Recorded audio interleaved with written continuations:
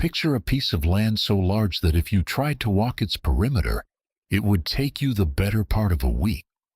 Now, picture that land sitting on top of enough oil, cattle, and quarter-horse bloodlines to be worth more than most publicly traded companies you've heard of. This is not a thought experiment.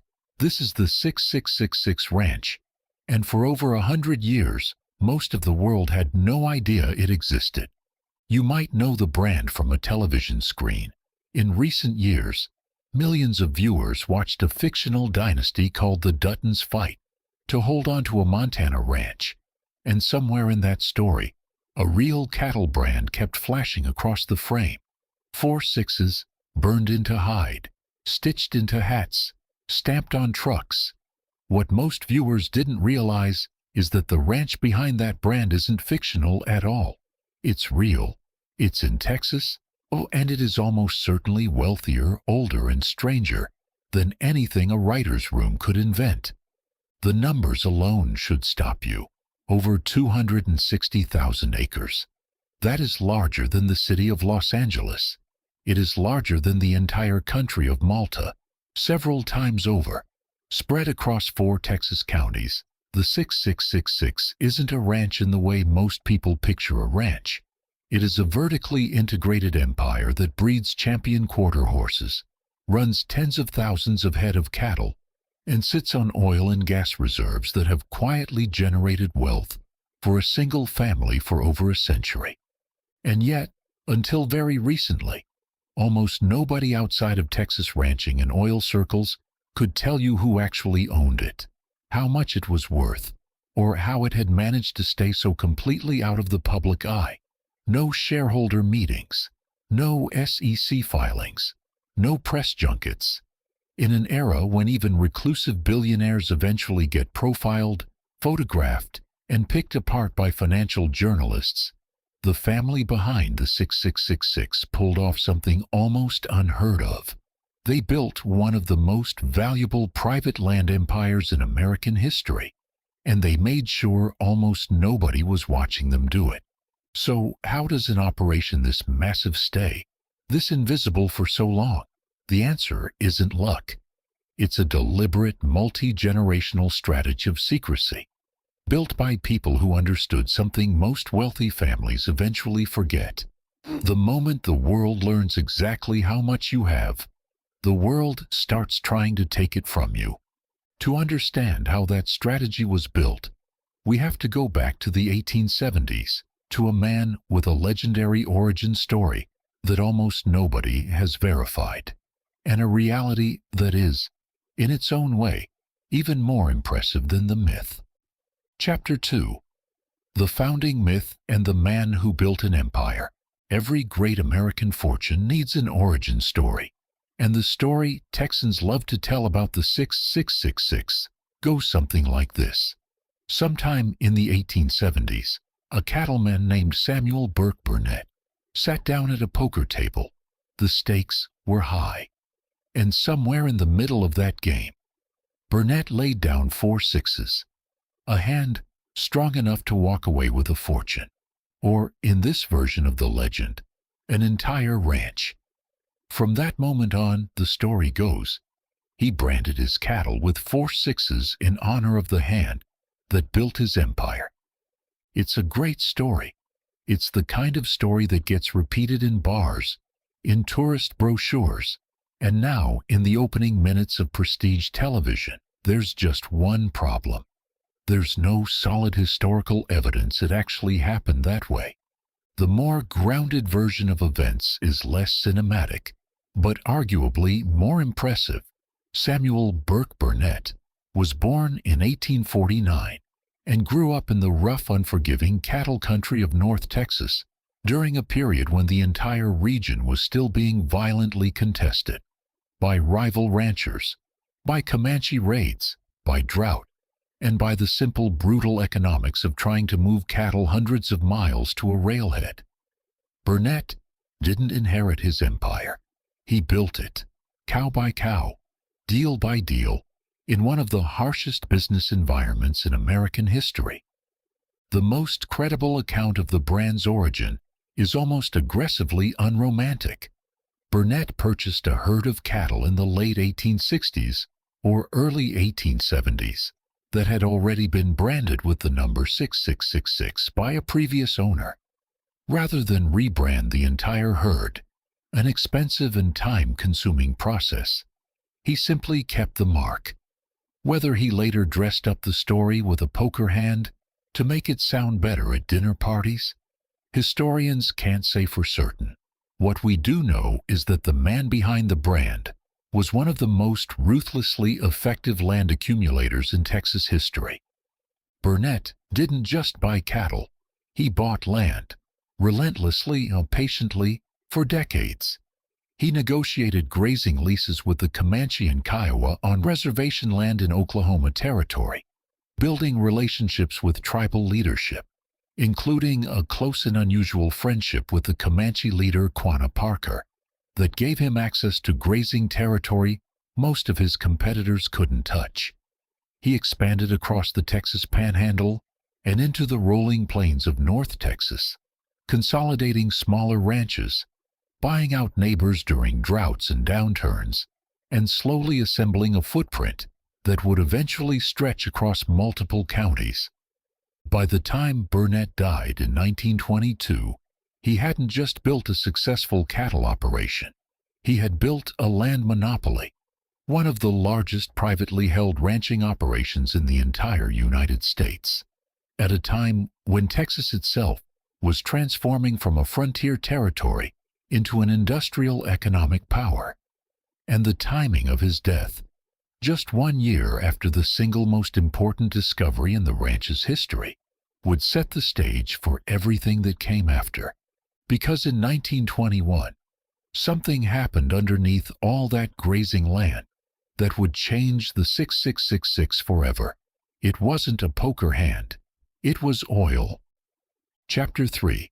The oil beneath the cattle. Here's the thing about cattle ranching, even at the scale Burnett had built it. It's a brutal, cyclical business. Prices crash, droughts wipe out herds, markets shift. For most cattle empires in American history, the story ends in gradual decline. Forced sales and land, carved up between developers, energy companies, or competing ranchers. That is not what happened to the 6666. And the reason is what was sitting underneath the grass the entire time. In 1921, oil was discovered on the 6666's land in West Texas, right at the edge of what would become known as the Permian Basin, a geological formation that would go on to become one of the most productive oil regions on the planet, an area that today still produces a significant share of total American crude output. For the Burnett family, this discovery was less a stroke of luck and more a structural transformation of their entire business model. A cattle ranch is a business built on livestock, weather, and market cycles. An oil-producing ranch is a business built on mineral rights. And mineral rights, unlike cattle, don't die in a drought. They don't get sick. They don't need to be fed through a bad winter. Oil underneath your land can sit there for 100 years and still be worth extracting.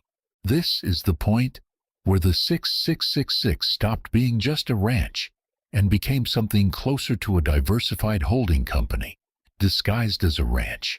The family retained the mineral rights beneath enormous portions of their land, meaning that even as cattle markets rose and fell over the following decades, there was a second, steadier revenue stream running underneath the entire operation, one largely invisible to the outside world, because unlike a publicly traded oil company, none of it had to be disclosed to anyone.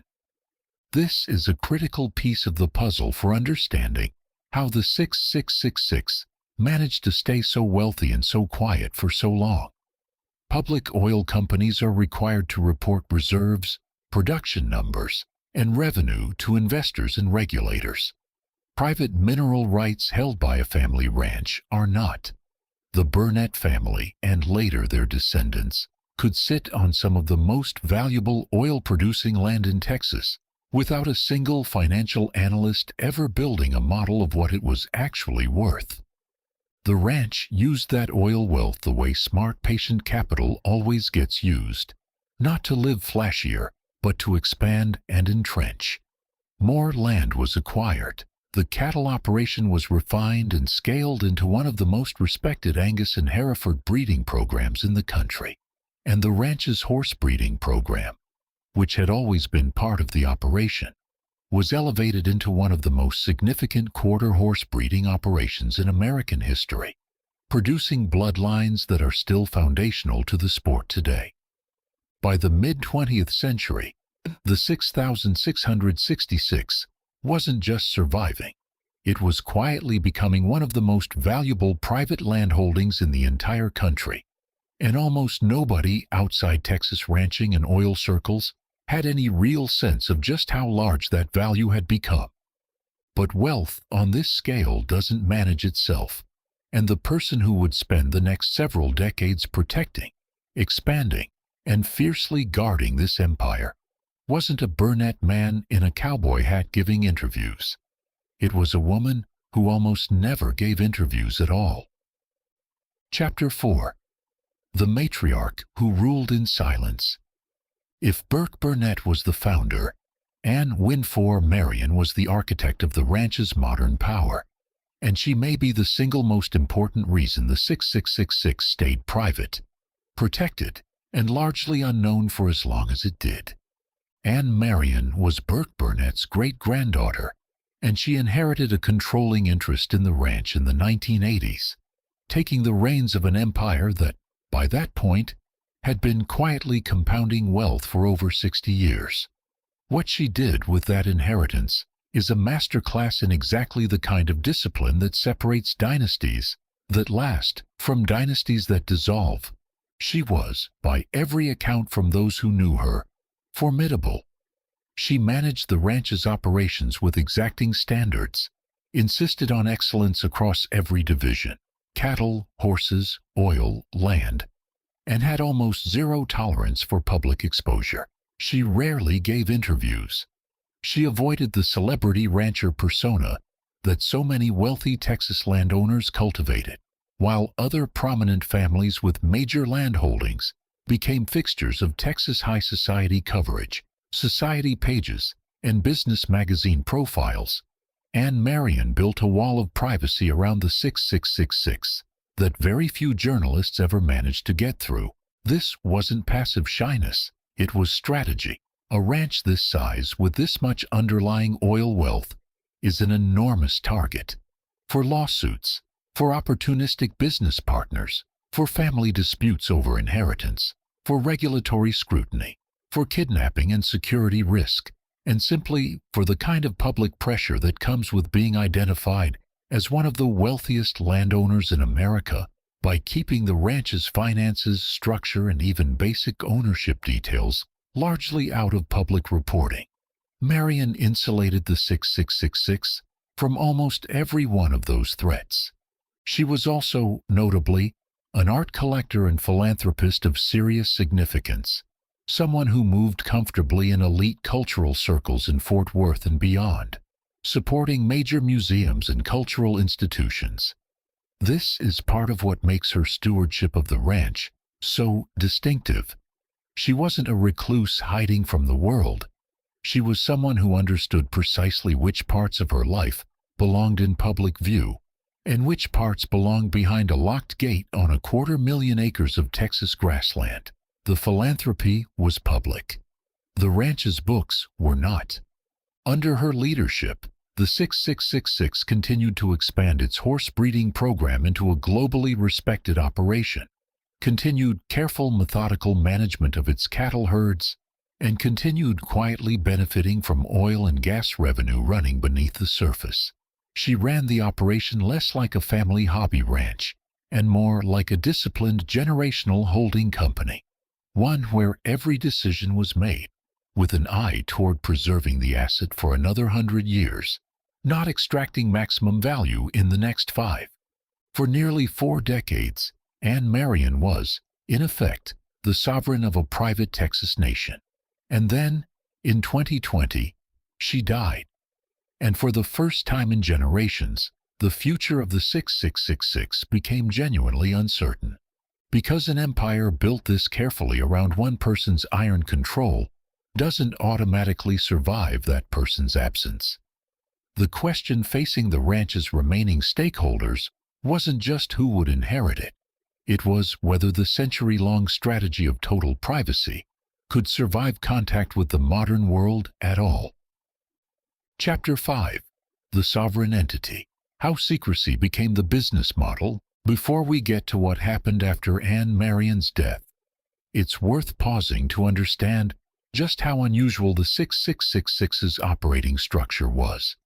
Because this is the part of the story that explains everything else.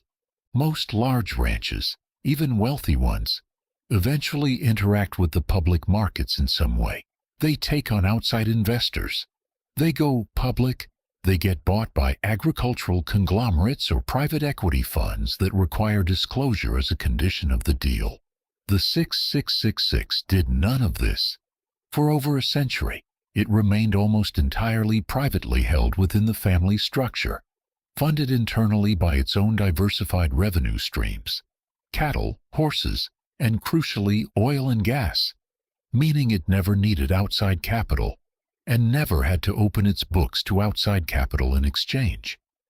This gave the ranch something extraordinarily rare: total operational sovereignty. No board of outside directors second-guessing decisions.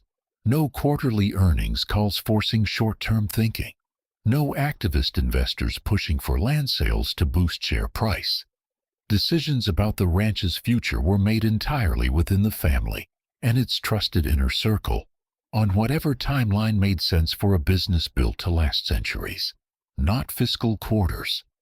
That sovereignty extended to how the ranch handled the outside world more broadly. Texas land law and water rights have historically been contested, fiercely fought over terrain, with feuds between neighboring ranches over boundaries, grazing rights, and water access stretching back generations. The 6666, through sheer scale and legal sophistication, was largely able to operate above these disputes, rather than being dragged into them the way smaller operations were. Its size gave it leverage, its privacy gave it protection, and its oil wealth gave it a financial cushion that meant it never had to make a desperate decision out of economic necessity. The single biggest reason family ranching empires elsewhere in America eventually got broken up and sold off. It's worth sitting with just how rare this combination is. There are plenty of large private landowners in America. There are plenty of old money oil families. There are plenty of respected cattle operations. But very few entities have managed to combine massive scale, generational oil wealth, elite agricultural breeding operations, and near total media invisibility for over 100 consecutive years, without a single major public scandal, forced sale, or ownership collapse. That is, in effect, what made the 6666 unique. It wasn't just rich, it was rich and hidden, a combination that, in the modern era of financial transparency, social media, and relentless wealth journalism, should have been almost impossible to maintain. And yet, they maintained it, right up until the death of the woman who had spent 4 decades holding that wall of privacy in place. Which brings us to the moment everything changed. Not through scandal, not through collapse, but through a very deliberate, very public sale that would finally pull the curtain back on one of America's last truly hidden fortunes. Chapter 6. The Sale, the Showman, and the End of the Secret. When Anne Marion passed away in 2020, she left behind not just a ranch, but a genuinely complicated question of succession. The ranch had been held for generations through a family trust structure, and without Marion's singular, decades-long authority holding everything together, the pressures that had been kept at bay for 100 years started to surface. Estate considerations, differing priorities among heirs and beneficiaries, and the simple logistical challenge of managing an asset this complex without the one person who had run it with absolute command for 40 years. The result, within a few years of her death, was a decision that would have been unthinkable for most of the ranch's history: put pieces of the empire up for sale. In 2021, the ranch's leadership announced that the 6666 would be sold, with an asking structure that immediately signaled just how enormous this asset actually was. Reporting eventually pointed to a total valuation north of $320 million for the ranch's various components, a figure that made headlines not because it was surprising to people close to the Texas ranching and oil world, but because, for the first time, the rest of the world was hearing a real number attached to a name that had operated in near total obscurity for a century. And this is where the story takes its final, almost cinematic turn. The buyer who ultimately emerged to acquire significant portions of the 6666 wasn't a foreign sovereign wealth fund, a private equity conglomerate, or an anonymous shell company. It was Taylor Sheridan, the writer, producer, and creative force behind the very television universe that had introduced millions of viewers to a fictionalized version of exactly this kind of ranching dynasty in the first place. There's something almost too perfect about that.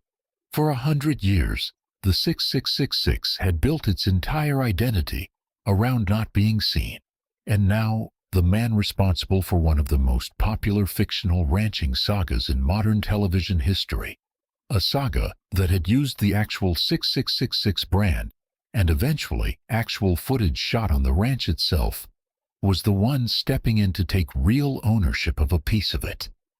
Sheridan's involvement effectively closed the loop between myth and reality.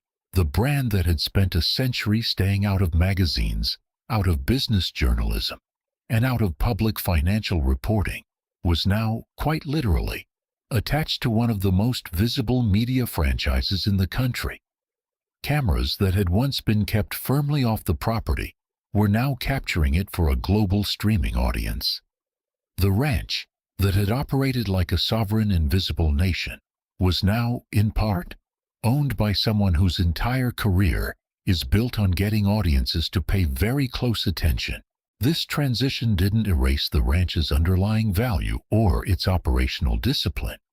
The cattle programs, the world-class quarter-horse breeding operation, and yes, the oil and gas interests remain central to what makes the 6666 one of the most significant private land holdings in American history. But it did mark the end of something specific.